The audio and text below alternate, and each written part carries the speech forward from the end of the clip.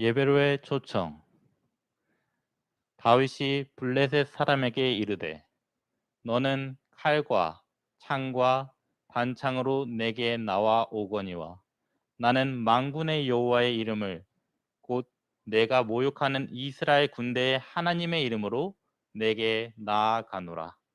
사무엘상 17장 45절 말씀.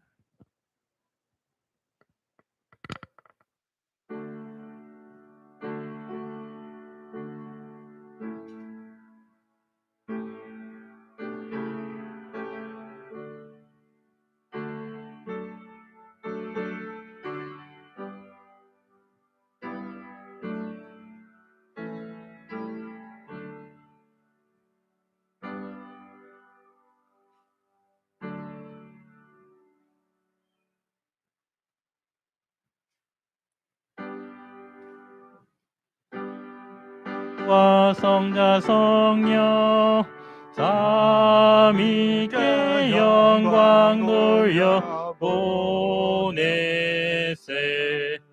태초부터 이제까지 또 영세 무궁토록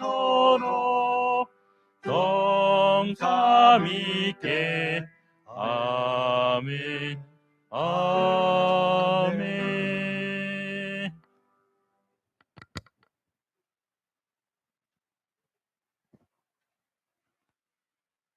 하늘에 계신 아버지 하나님, 또 어김없이 거룩한 안식일을 우리에게 허락하신 것을 감사합니다.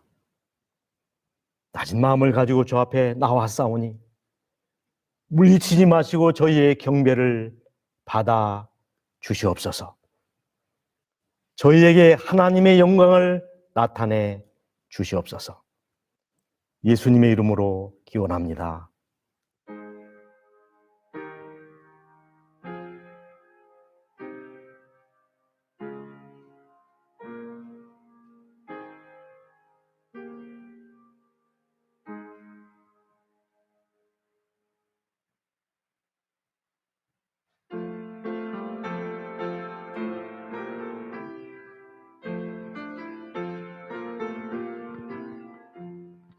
영광 나타나시니 주님 찬양하라. 성도들은 주 앞에 모두 경배하라. 전사들은 하늘에 보좌 옹이 안에 주의 사랑 크셔라. 할렐루야. 하늘이여 땅이여 서로 화답하라. 성도들은 주하고 위엄 찬송하라. 옛날 이제나 이 땅과 저 땅에 영원토록 주 찬양. 할렐루야. 주의 자비 넘치니 모두 찬양하라. 주의 섭리 고마워 모두 찬양하라. 우리 위에 행하신 크신 그의 역사, 예수님의 근사. 할렐루야.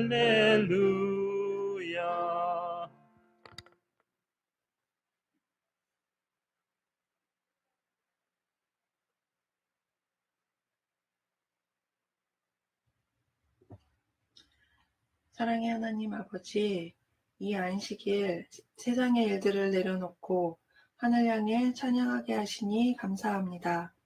코로나 바이러스의 폭발적인 증가로 걱정 근심이 많은 이때에 저희들을 전도회의 말씀으로 불러 모아 주신 은혜 감사합니다. 세상은 두려움이 가득하고 혼란스럽지만 더욱 주님의 말씀을 가까이 하게 하시고 하늘을 소망하며 살게 해 주시옵소서. 이 귀한 안식이 주님이 주시는 말씀 속에서 주의 사랑 더 알게 하시고 은혜 넘치는 예배가 되도록 인도하여 주시옵소서. 또한 저희 삶도 성령님 함께 하셔서 변화를 경험하게 해 주시옵소서. 사랑의 예수님의 이름으로 기도합니다. 아멘.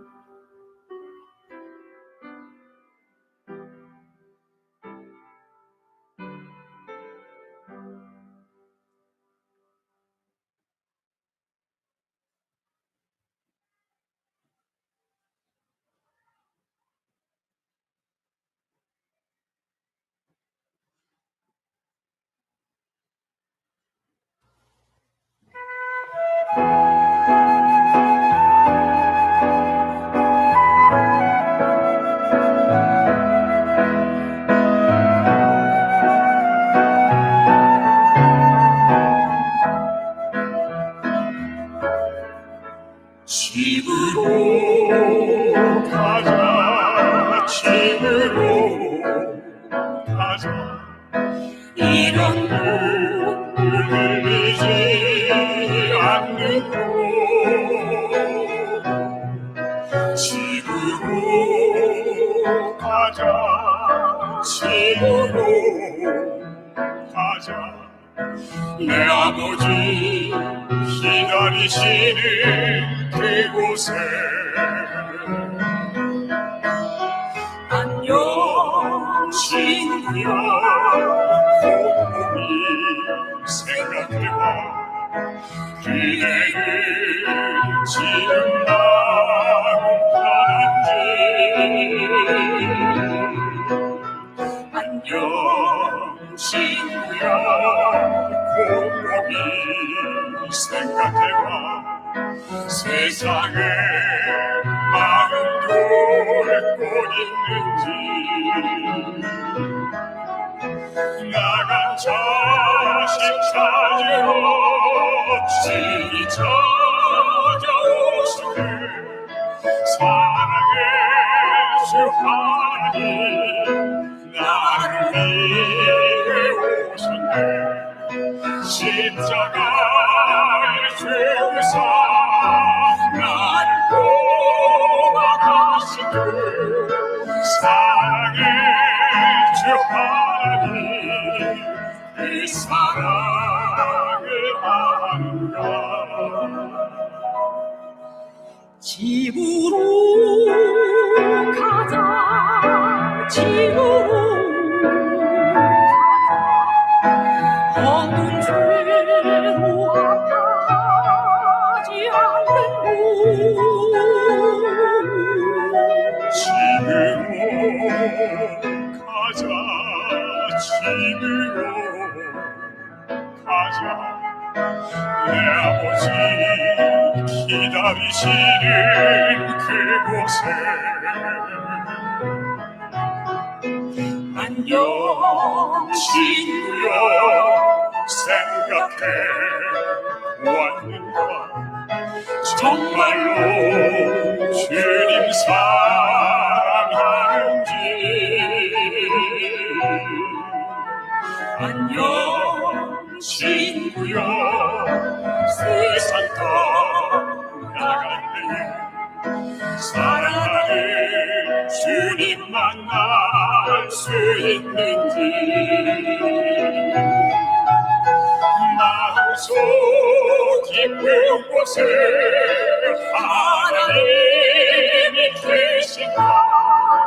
희미한 예감으로 평안을 얻지 못해. 예수님 알기 위해 얼마나 고민했나. 아직도 이 세상을 그렇게 기대하나. 집으로 가자, 집으로 가자. 이런 눈을 보이지 않는 곳 지금으로 가자 지금으로 가자 내 아버지 기다리시는 그곳에 내 아버지 기다리시는 내 아버지 기다리시는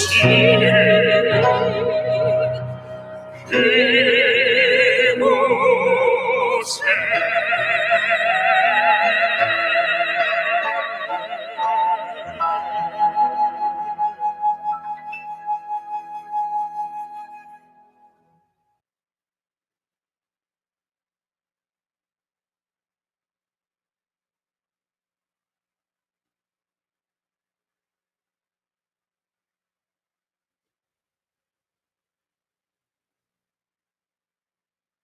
여러분, 오늘 저는 이 시간 이 다윗과 골리앗에 대한 이야기를 좀 드리려고 합니다. 오늘 제 설교를 들으시기 전에 저하고 약속해야 될 것이 있습니다. 첫 번째는 다윗과 골리앗 두 사람 중에 한 사람의 입장에서 설교를 들으셔야 합니다. 골리앗 하실 분 한번 손 들어주십시오. 다윗 하실 분 꼭 둘 중에 한 사람의 입장에서 설교를 들으셔야 합니다. 또 한 가지는 이 골리앗을 다윗이 어떻게 이겼는지, 무엇을 가지고 이겼는지에 대한 관점보다는 왜 하나님께서 다윗을 쓰셨고 그를 왕으로 삼으셨는지에 대한 관점에서 들어주시기 바랍니다.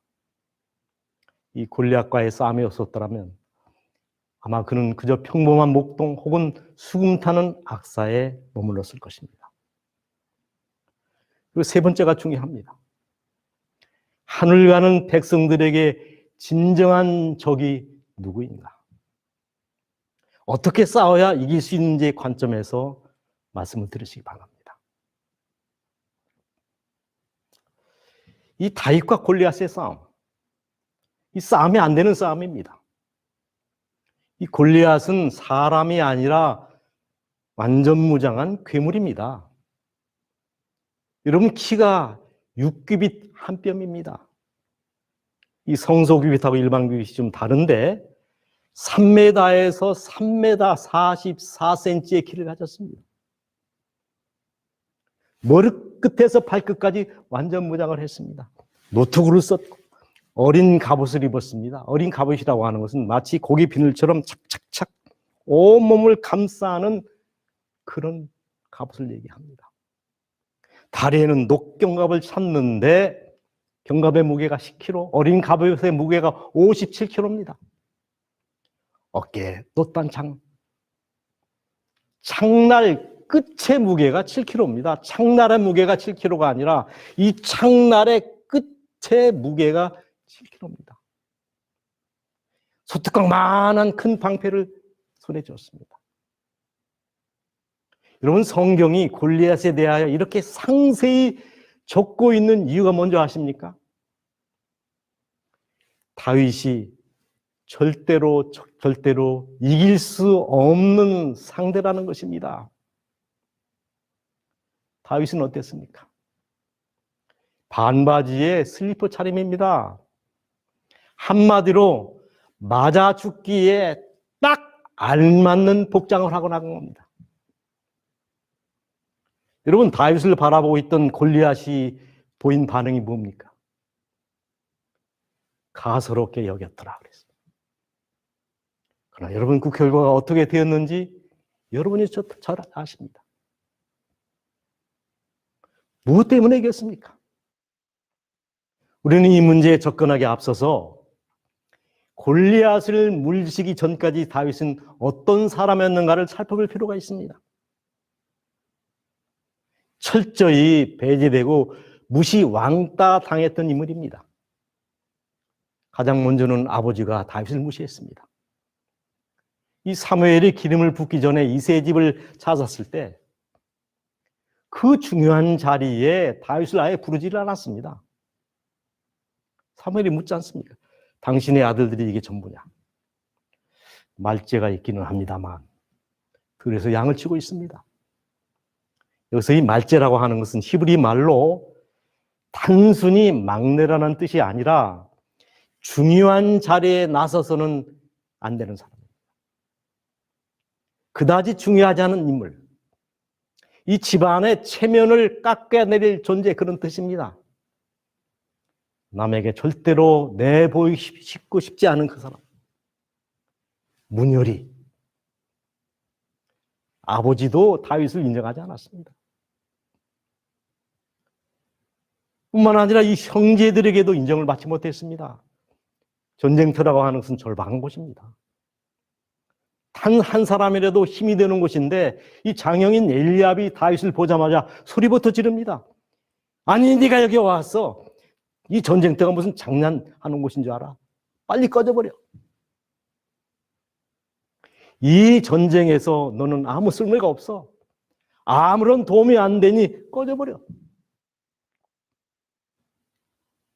장형 엘리압이 다윗에게 노를 바라여 가로되 내가 어찌하여 이리로 내려왔느냐? 들에 있는 양들을 누게 맡겼느냐? 나는 내가 교만한 마음의 완악함을 아노니 네가 전쟁을 구경하러 왔도다. 다윗은 사울 왕에게도 인정을 받지 못했습니다. 사울이 다윗에게 이르되 네가 가서 블레셋 사람과 싸우게 능치 못하니 그랬습니다. 다윗은 세상 규격에도 맞지 않는 사람이었습니다.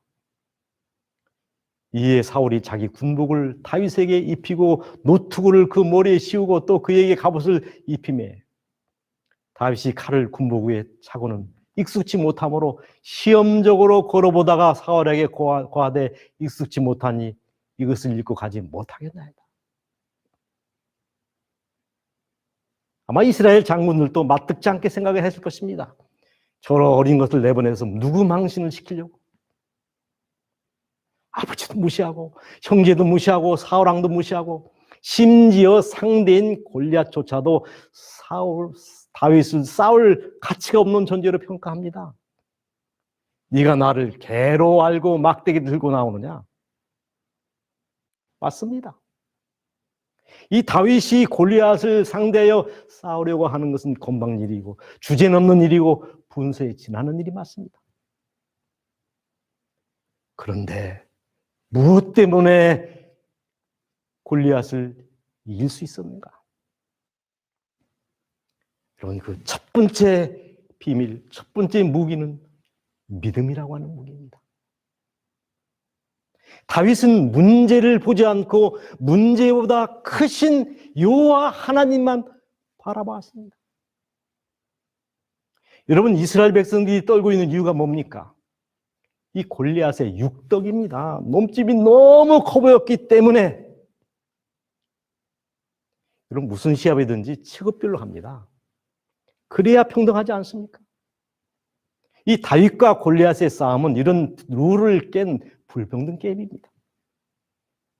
그러나 다윗이 승리를 확신한 이유가 있습니다. 그 육덕을 그저 두려움으로 바라보지 않고 그 큰 키와 큰 몸집이 표적으로 보였다는 것입니다. 무슨 말입니까? 이스라엘 백성들은 골리앗을 상대할 수 없는 장군으로 보고 다윗은 골리앗을 관역으로 봤다는 것입니다. 여러분, 요만한 관역에 총을 쏘면 잘 맞습니까? 이만한 관역에다가 총을 쏘면 더 잘 맞습니까? 이 다윗이 보니까 관역이 너무 커서 대충 던져도 어디 한 군데 맞겠어. 불가능의 가능성을 보는 것입니다. 관점의 차이죠. 사울왕과 이스라엘 군인들은 골리앗을 넘어뜨리기에 너무 크고 자신들은 너무 작다고 생각하는 반면 다윗은 자신이 지기에 표적이 너무 크다고 생각한 것입니다. 그들의 관점의 차이가 믿음의 차이였습니다. too big to win, too big to miss. 우리는 이런 면에 매우 자주 실패합니다. 제가 여러분에게 한 가지 묻겠습니다. 우리나라에서 석유가 납니까, 안 납니까? 우리나라는 산유국입니까, 비산유국입니까? 여러분 놀라지 마십시오. 우리나라는 100% 산유국입니다. 너무 직각으로 뚫어서 석유가 안 나지, 저 사우디 쪽으로 한번 뚫어보십시오. 석유가 펑펑 납니다. 관점의 차이입니다. 두 번째, 다윗이 골리앗을 이길 수밖에 없었던 결정적인 이유는 만군의 여호와의 이름을 가지고 싸워 때문에 이긴 것입니다. 여기는 전장입니다. 40일 동안 골리앗은 이스라엘을 향하여 오르고 위협합니다. 너희들 나하고 한번 싸울 사람이 있으면 나오라고. 엘라 골짜기에는 골리앗의 위협과 고함소리만이 가득했습니다.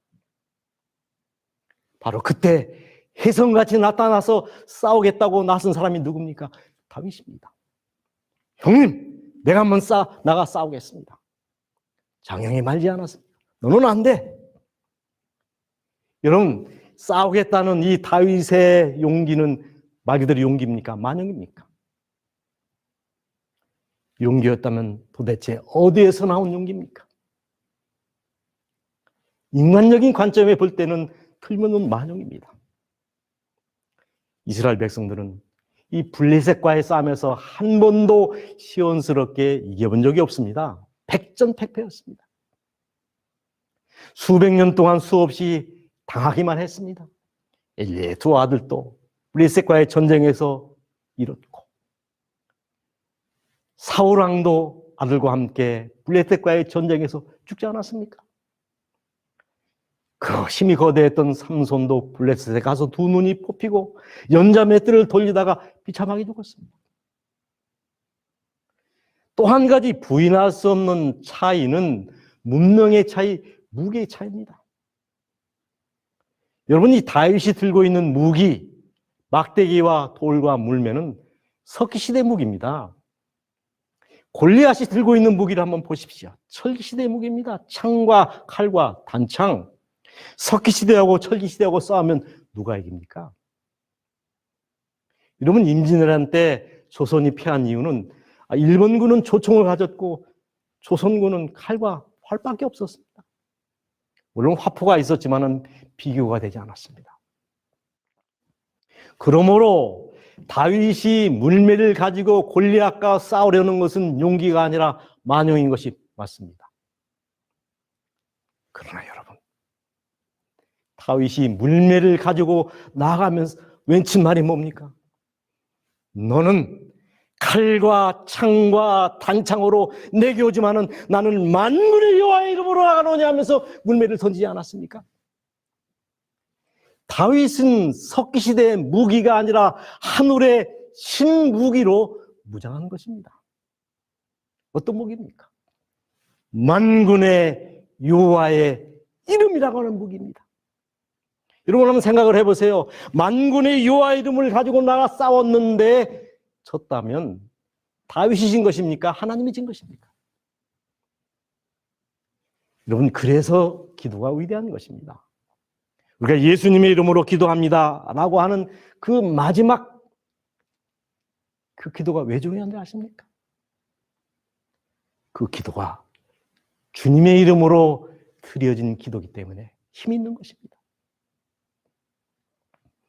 여러분, 우리는 삶의 현장에서 수많은 골리앗을 만납니다. 그때 여러분도 다윗처럼 여호와의 이름을 가지고 맞서 싸우시길 바랍니다. 그리하면 틀림없이 수많은 골리앗을 우리도 물리치게 될 것입니다. 그리고 이 다윗이 이길 수밖에 없었던 결정적인 이유는 사명과 약속을 붙잡고 나아가 싸웠기 때문에 이겼다는 것입니다. 상대는 아까 말씀드렸죠. 완전 무장입니다. 게다가 4명의 방패든 자가 앞서 행하더라 그랬습니다. 여러분, 이 다윗이 물매와 함께 5개의 돌을 취한 이유가 있습니다. 만약의 사태를 대비하기 위한 것입니다. 여기 사무엘하 21장에 보면 골리앗 외에 4명의 장수가 또 있었습니다.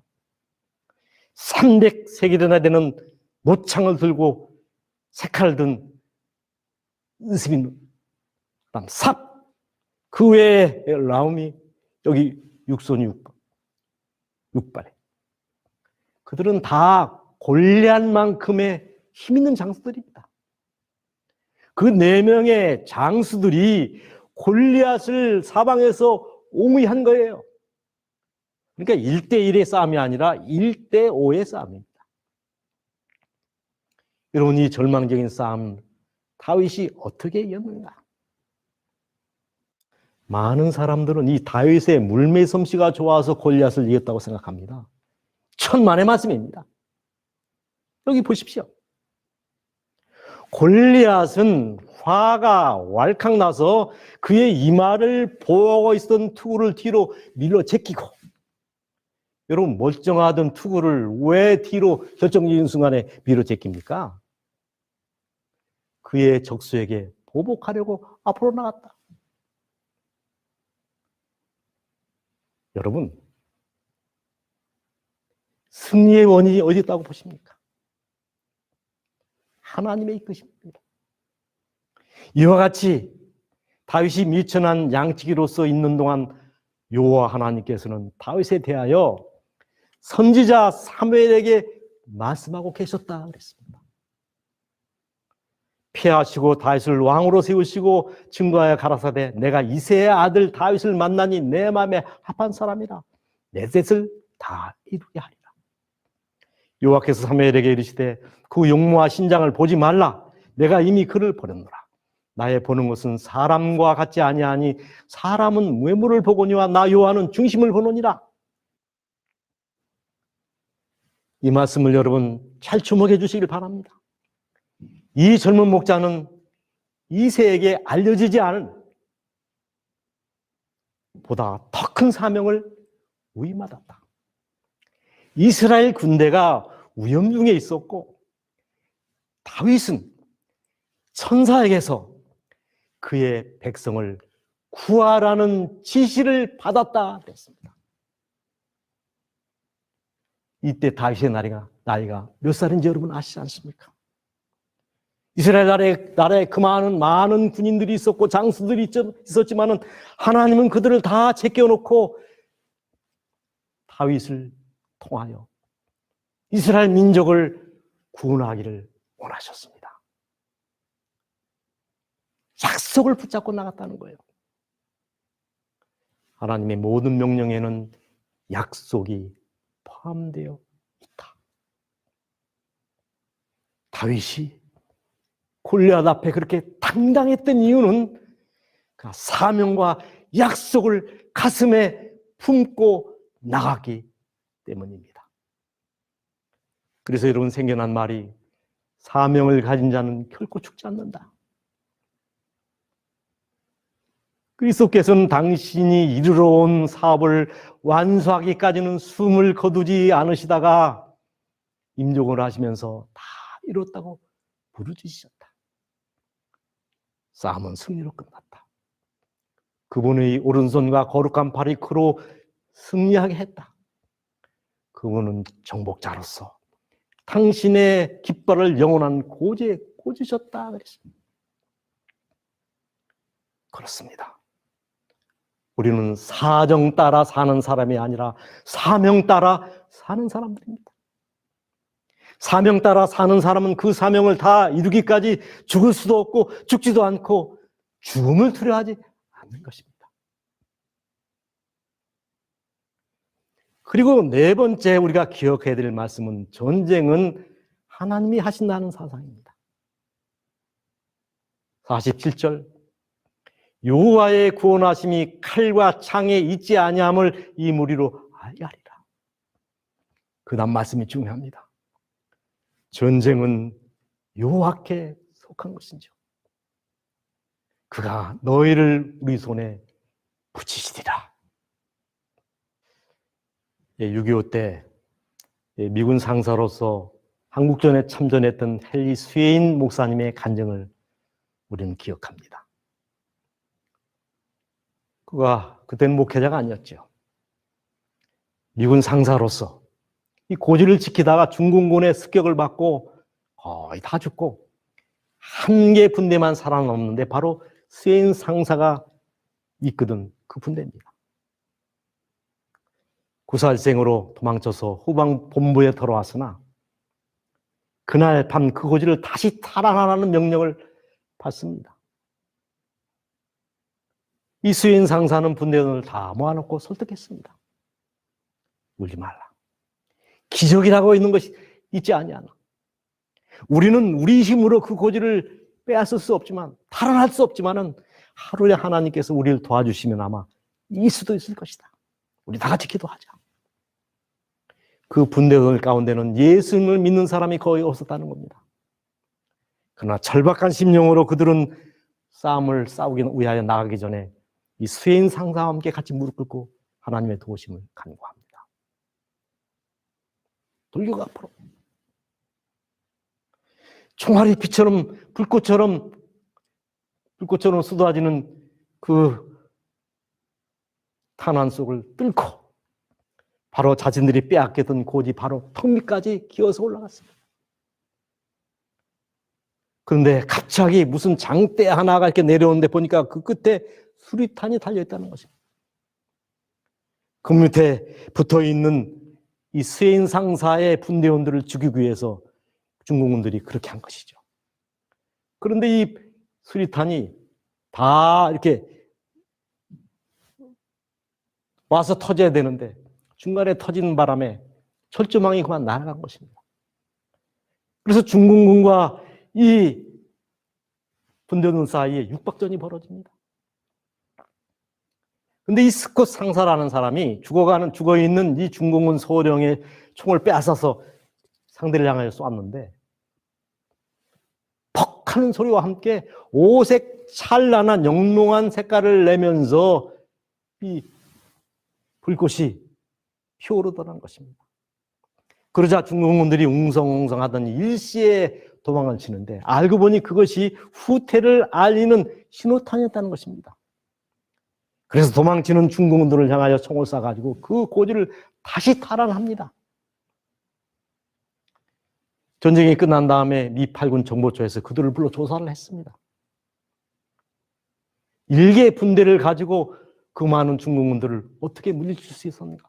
그 고지를 어떻게 탈환할 수 있었는가? 그때 이 스웨인 상사의 대답이 간단했습니다. 우리는 작전도 없었고 아무것도 없었습니다. 우리는 싸우기 전에 무릎을 꿇고 하나님의 도우심을 구한 것뿐입니다. 이 스웨인 상사는 그때 죽음에서 건져주신 하나님의 은혜가 너무나 감사해서 목사가 된 후에 다시 한국에 나와서 12년 동안 충성되이 사역을 하시다가 운명하신 후에 한국에다 뼈를 묻었습니다. 사랑하는 여러분, 하나님이 높이셨는데 어찌 그 사람이 낮아질 수 있습니까? 하나님이 비범하게 하셨는데 어찌 그가 평범할 수 있습니까?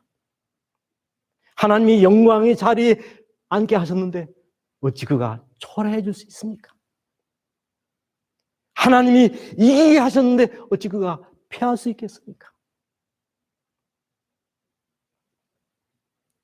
우리는 골리앗 세상에 살면서 수많은 골리앗을 만납니다. 골리앗 세상에서 다윗으로 살기가 결코 녹록지 않습니다. 코로나도 우리에게는 또 다른 골리앗이 아닙니까? 이때 우리에게 중요한 것, 내가 어떤 무기를 소유하고 있느냐가 아니라 내가 과연 어떤 믿음을 소유하고 있느냐입니다. 이스라엘과 아랍 13개 나라가 벌인 전쟁을 여러분이 기억하십니다. 소위 6.1 전쟁이라고 얘기하죠. 이 개전 초기 이스라엘의 따이안 국방상은 전 세계를 향하여 그리고 아랍 진영을 향하여 성명을 발표했습니다. 우리는 세상에 알려지지 아니한, 세상이 갖지 못한 최신 무기로 무장했다. 그 무기는 이스라엘 전군에 배치되었다. 우리는 이 최신 무기로 아랍군을 초장에 박살낼 것이다. 아랍 진영은 물론 전 세계의 군사 정보 기관들은 그 무기의 정체를 알아내기 위하여 정보력을 동원했지만 끝내 그 무기가 무엇인지 찾아내지 못했습니다. 그리고 전쟁은 따이안의 호언대로 6일 만에 이스라엘의 대승리로 막을 내립니다. 승리 후 따이안 장군이 다시 성명을 발표합니다. 우리가 승리한 것은 바로 그 최신 무기의 덕분이었다. 그 최신 무기는 이스라엘 전군 가슴 속에 배치되었는데 그것은 바로 요아라고 하는 이름이다. 우리의 도움은 천지를 지으신 요아의 이름에 있도다. 여러분, 어떤 사람이 진정으로 강한 사람입니까? 창과 칼과 단창으로 갑옷으로 단단히 무장한 사람이 강한 사람입니까? 아닙니다. 겸손히 무릎 꿇는 사람. 다윗처럼 사명에 붙잡혀 하나님을 전적으로 의지하고 여호와의 이름으로 나아가 싸우는 사람이 강한 사람입니다. 그리스도를 위한 사업의 성공은 수나 재간이라기보다는 목적의 순수성과 진실되고 내맡기는 믿음에 달려있다. 하나님을 가슴에 모신 사람, 사명을 그 가슴에 품은 사람, 하나님께 모든 것을 내맡긴 사람, 하나님의 뜻을 따라 행하는 사람. 그 사람이 다윗이고 그 사람이 승리자입니다.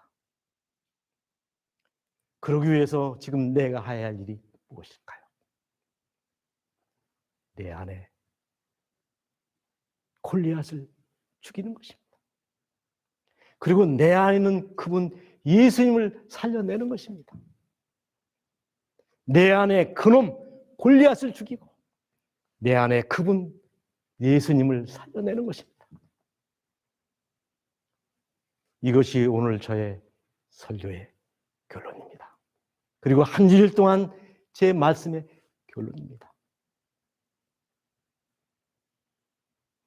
이 코로나 절망의 시대, 다윗의 믿음으로 날마다 승리하시는 성도님들이 되어주시기를 간절히 바라면서 오늘 제 말씀을 마치겠습니다. 감사합니다.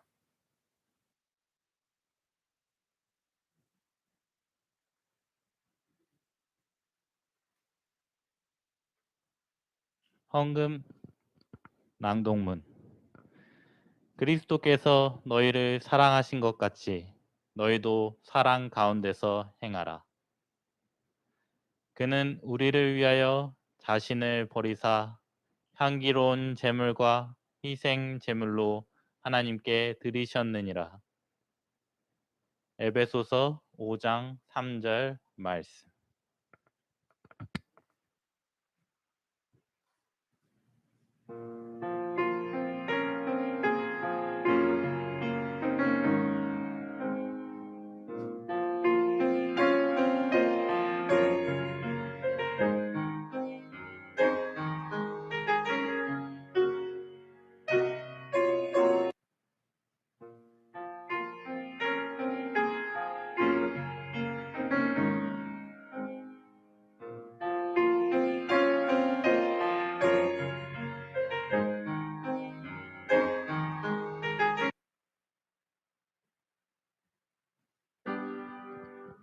만복의 원주 하나님 천하 사람 모두 찬송 만만 천사 음성 높여 성부 성자 성령 찬송 아멘.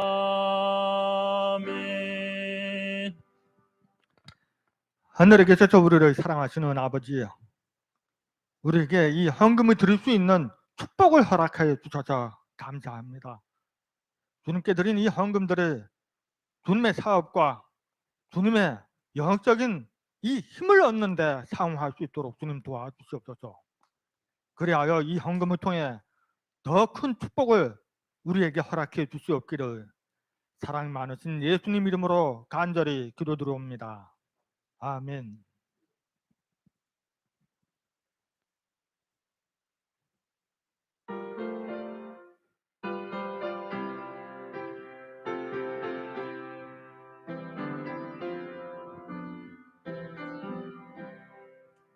예수로 나의 구주 삼고 성령과 피로써 거듭나니 은 세상 사는 내 영혼이 하늘의 영광 누리도다. 이것은 나의 간증이요 이것은 나의 찬송일세.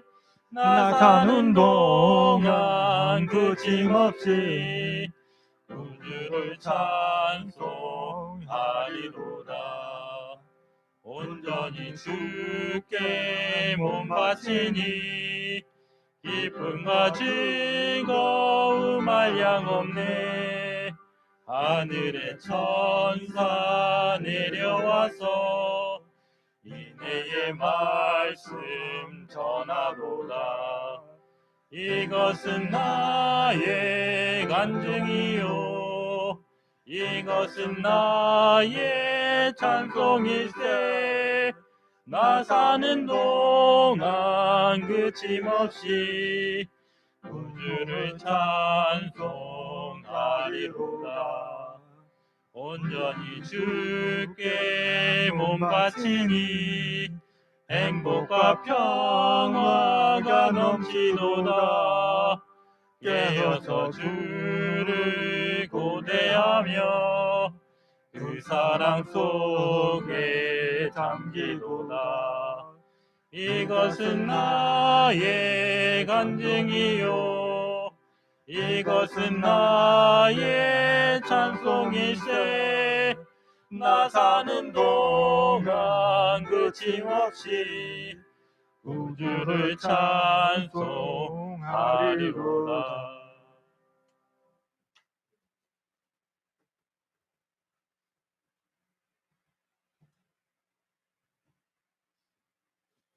하늘에 계신 아버지 하나님이시여, 이 역사의 해걸음에 저희를 재림 성도로 불러주셔서 그 은혜를 감사합니다. 하오나 주님이시여, 이 골리앗 세상에 저희들이 다윗으로 살기에는 너무나 어려운 일들이 많습니다. 주님, 저희들에게 다윗의 믿음을 주시고 다윗의 물매를 주셔서 우리 앞에 몰려오는 수많은 골리앗을 이기고 넘어뜨릴 수 있는 은혜를 더하여 주시옵소서. 우리가 한 달을 살아도 주님의 영광을 위하여, 아니 일주일을 위하여 산다 할지라도 주님의 영광을 위하여, 아니 1시간을 위하여 산다 할지라도 주님의 영광, 아니 1분 1초를 살아도 하나님의 영광을 위하여 살아가는 믿음의 성도들로 저희들을 인쳐 주시옵소서. 우리 평생 산 날 동안 주님의 이름으로 세상을 이기고 수많은 골리앗을 넘어뜨리는 믿음의 사람들로 저희를 축복하여 주시옵소서. 모든 영광 주님께 돌려오며 우리의 삶에 까닭이 되어주시고 소망이 되어주시는 존귀하신 이름 예수 그리스도의 이름으로 기도하옵나이다. 아멘.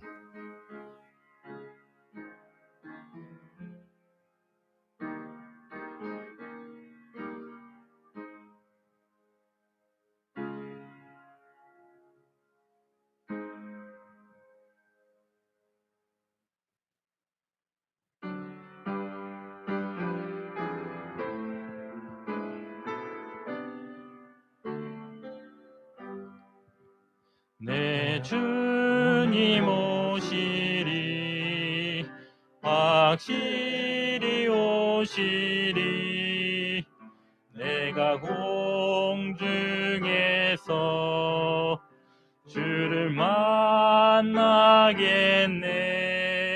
내 구주 예수 확실히 오시네